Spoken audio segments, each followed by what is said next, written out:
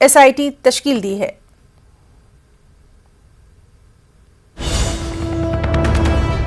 और कानपुर से अहम खबर आपको दे दें। कानपुर तशद्दुद मामले के ताल्लुक से हयात जफर और दीगर 3 अफराद से पुलिस की पूछताछ जारी है। पुलिस और एटीएस की टीम हयात जफर और दीगर 3 लोगों से पूछताछ कर रही है। दरअसल पुलिस ने हयात जफर को अहम मुल्जिम करार दिया है। कानपुर तशद्दुद मामला, इस मामले में लगातार पुलिस की पूछताछ जारी है। हयात जफर और दीगर 3 अफराद से पुलिस की पूछताछ जारी है। पुलिस और एटीएस की टीम हयात जफर और दीगर 3 लोगों से पूछताछ कर रही है।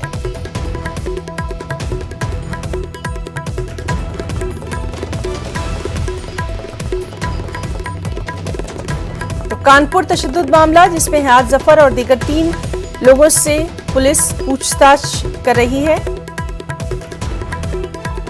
हमारे साथ हमारे नुमाइंदे संदीप सविता मौजूद हैं।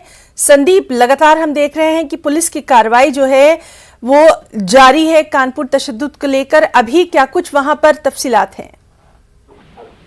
देखिए हिना, लगातार यहाँ पर पुलिस की कार्रवाई जारी है। पुलिस की कार्रवाई के साथ साथ जिस तरह से कल बुलडोजर की कार्रवाई भी की गई, जिस तरह से अधिकारी ने ये बयान दिया कि ये जो बिल्डिंग गिराई गई है ये हयात के करीबी की थी और उनकी पार्टनरशिप थी। तो जिस तरह से कार्रवाई लगातार जारी है, उस कार्रवाई के तहत जिस तरह से रिमांड पर लिया गया है हयात जफर हाशमी, जो मास्टरमाइंड बताया जा रहा है हिंसा का, और उसके जो 3 साथी हैं उनको 72 घंटे की रिमांड पर पुलिस ने लिया है और कानपुर साउथ के एक थाने में पूछताछ कर रही है। जिस तरह से अब तक की सूत्रों के मुताबिक जानकारी मिली है कि जो पूछताछ हुई है उसमें हयात जफर हाशमी ने बोला है कि वो मास्टरमाइंड नहीं है, इसका मास्टरमाइंड कोई और है। साथ ही कई सवालों के जवाब जो है गोल मोल दिए हैं। जिस तरह से उसे जब पूछा गया कि आखिर हिंसा के पीछे क्या वजह थी और कैसे फंडिंग हुई, कैसे लोग पहुंचे, और जब ये ऐलान कर दिया गया था कि बंदी नहीं है, उसके बावजूद जो है बंदी कैसे हुई, और प्रशासन से भी कह दिया गया था, लेकिन इन सब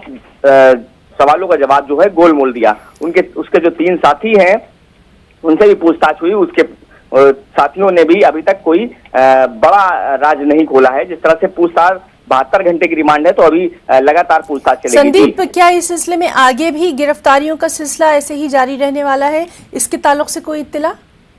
जी बिल्कुल।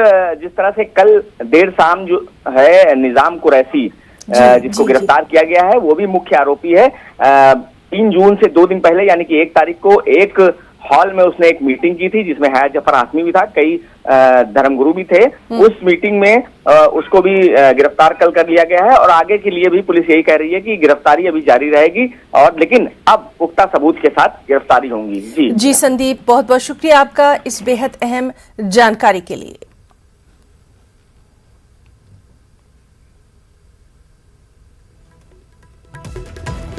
कानपुर मामले में लगातार कार्रवाई जारी है, इस पर नजर बनी हुई है।